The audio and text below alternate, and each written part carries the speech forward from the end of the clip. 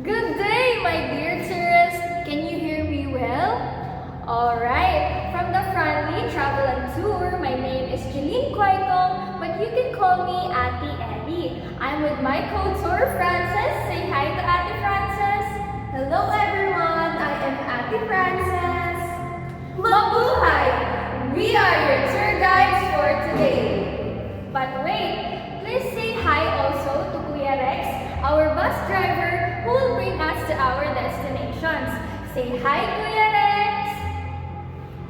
Alright, just a quick reminder for everyone to keep their belongings close, especially your bags, phones, and any valuables as we move forward. Safety first, so we can all enjoy our tour. Mabuhay! I am Ate Frances, and our destination for today is Manila City, the heart of Philippine culture, history, and faith. So as we wait for Kuya Rex to drive us to our destination, let me share you a few facts about Manila City. As we all know, Manila City is the capital of the Philippines, and it is nicknamed as the Perla del Oriente or Pearl of the Orient. Now, bakit kaya ganito ang nickname ng Manila City? During pre-colonial period, Manila City is known for its strategic location, especially the Manila Bay, which is considered as one of the finest gateway in Asia for international trading. Yes, pakikipagkalakalan. Tayo ay binibisita pa ng mga iba't ibang dayuhan upang makipagkalakalan in exchange for exotic goods. Which is why Manila is known as beautiful, progressive, a hidden gem. Kaya ganito ang nickname, which is Perla del Oriente.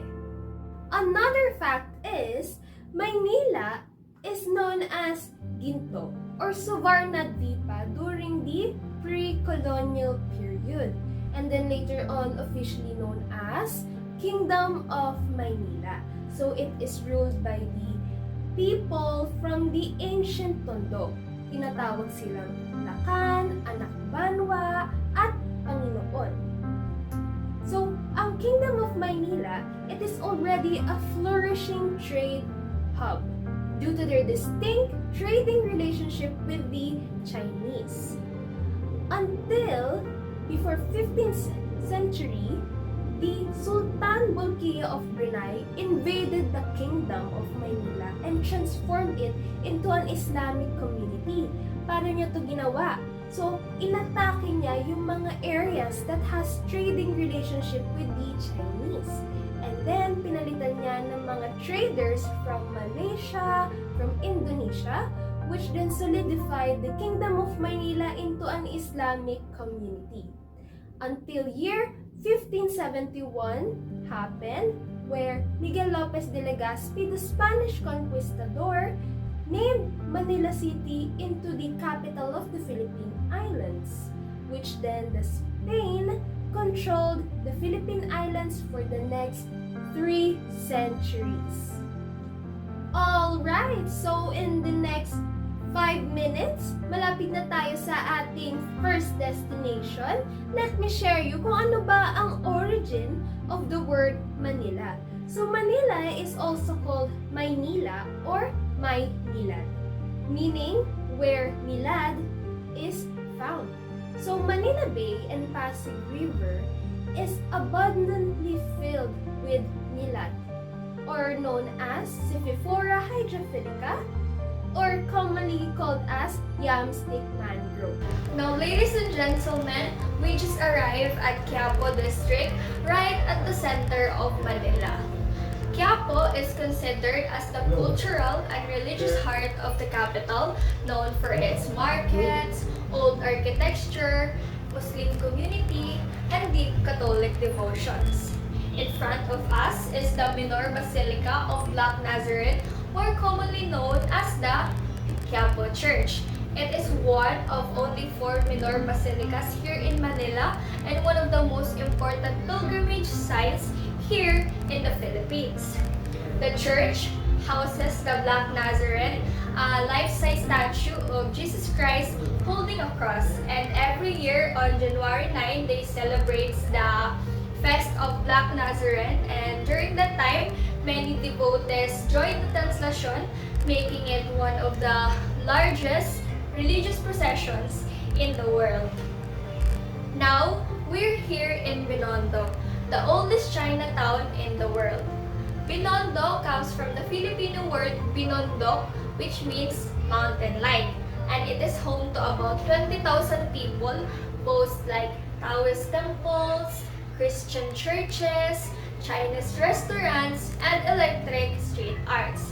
Originally, Binondo was established as a settlement for Chinese traders who converted into Catholicism, and over time it grew into one of the most important center of trades and culture in Manila. Binondo reflects a long-standing relationship between the Chinese and Filipino cultures, making it a unique and vibrant part of Manila.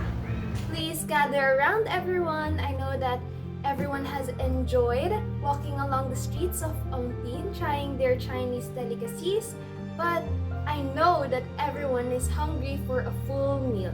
So we're going back to Manila Hotel for a well-deserved lunch.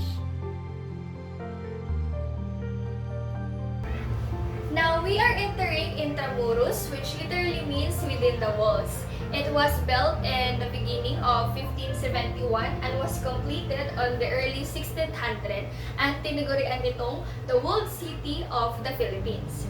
Intramuros became the center of the government, military, and religious power during the Spanish periods for over 300 years.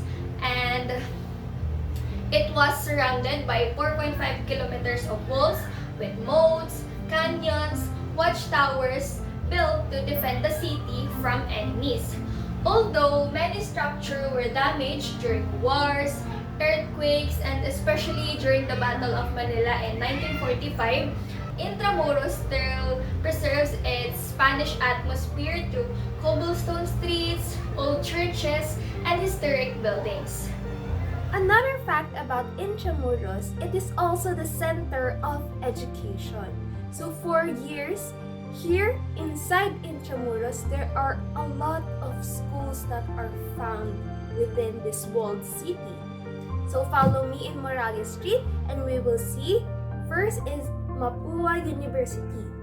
And then to its neighboring side is Lyceum of the Philippines. Please follow me as we walk a little over here. We're here at Colegio de San Juan de Letran. And of course, behind me is Colegio de Santa Rosa. But take note, it is no longer operating as a school despite still standing strong. So follow me as we go. Look over. Here we have the Manila High School. And of course, the pamantasan ng lungsod ng Maynila. So I have shown you the different schools that have survived and up until now are still operating. Next, we're going to visit the former sites of different universities and schools that unfortunately did not survive the fires or war back in the Battle of Manila. I hope everyone is ready, so let's go! Behind me is not just a vacant lot. Colegio de Santa Isabel once stood over here, but it was destroyed sadly by the Battle for Liberation of Manila in 1945. So Colegio de Santa Isabel moved to Taft Avenue. And behind me is the Beaterio and Colegio Santa Catalina, founded by Mother Francisca del Espiritu Santo de Fuentes. This is the former site but was destroyed back in 1941 due to the Japanese bomb ratings. So this school was the first institution run by women for girls. So they focus in teaching Catholic education and arts for women. So for the last two universities that we will visit is the former site of Ateneo de Manila University and of course, the University of Santo Tomas. So these two schools were destroyed in 1945, the same war that destroyed the other schools that I have mentioned before.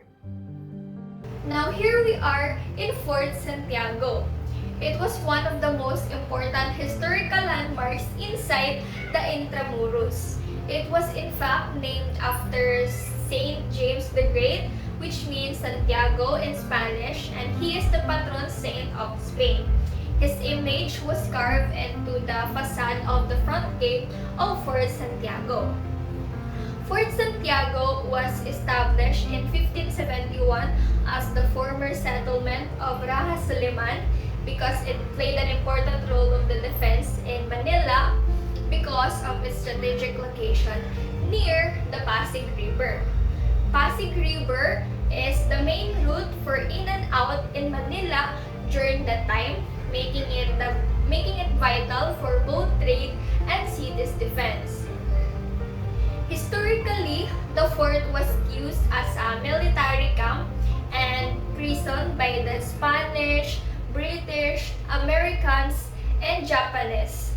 And Dr. Rizal was imprisoned here before his execution in 1896.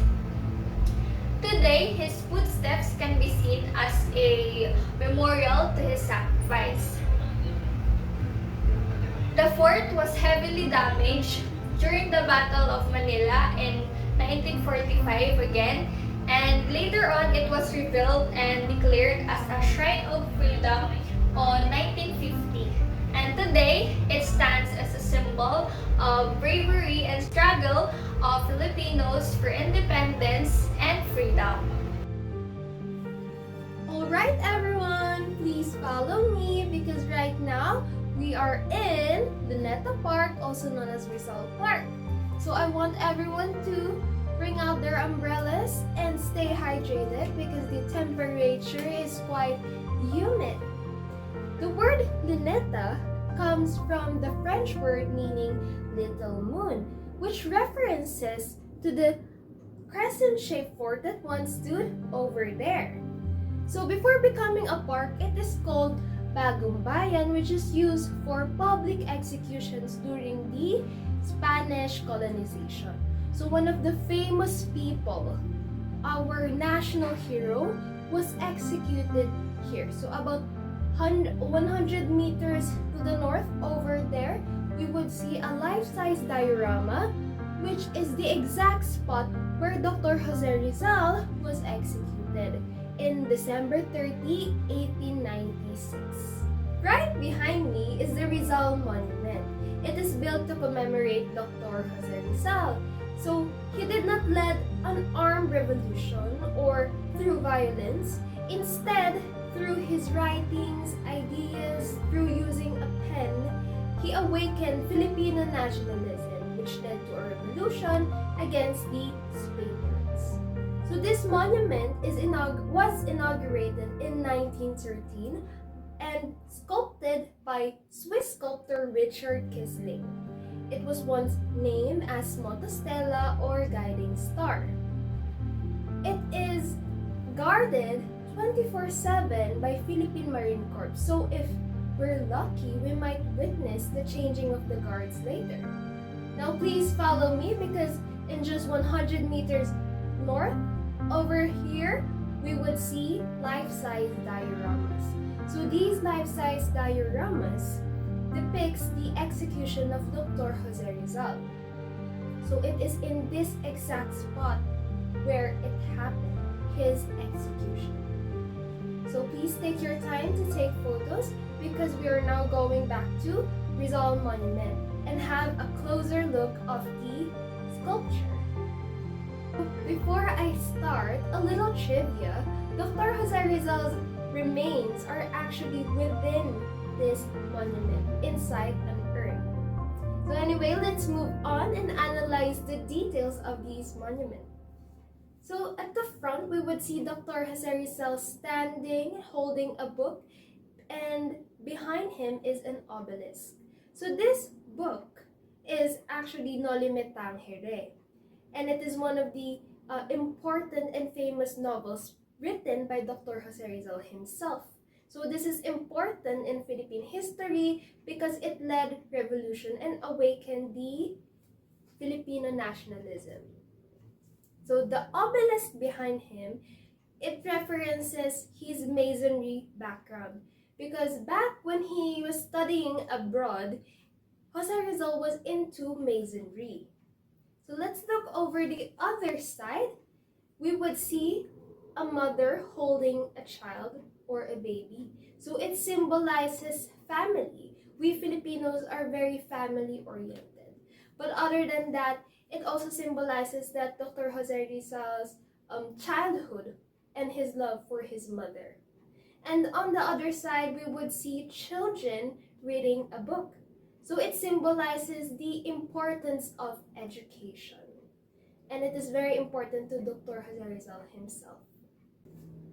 I hope everyone has enjoyed this meaningful and educational tour because sadly, this is our last destination. Yes, but do not worry because in just a few hours to conclude our tour, we would watch the dancing fountain at 5 p.m. So we have 3 remaining hours. Feel free to enjoy the scenery, walk along the park, but don't go too far, alright? Also, do not be shy to ask Ate Frances or Ate Ellie if you need any help in whatsoever. Please come back to this exact spot because at 6:30 p.m. we would go back to Kuya Rex to the bus back to Manila Hotel for our dinner to conclude this tour.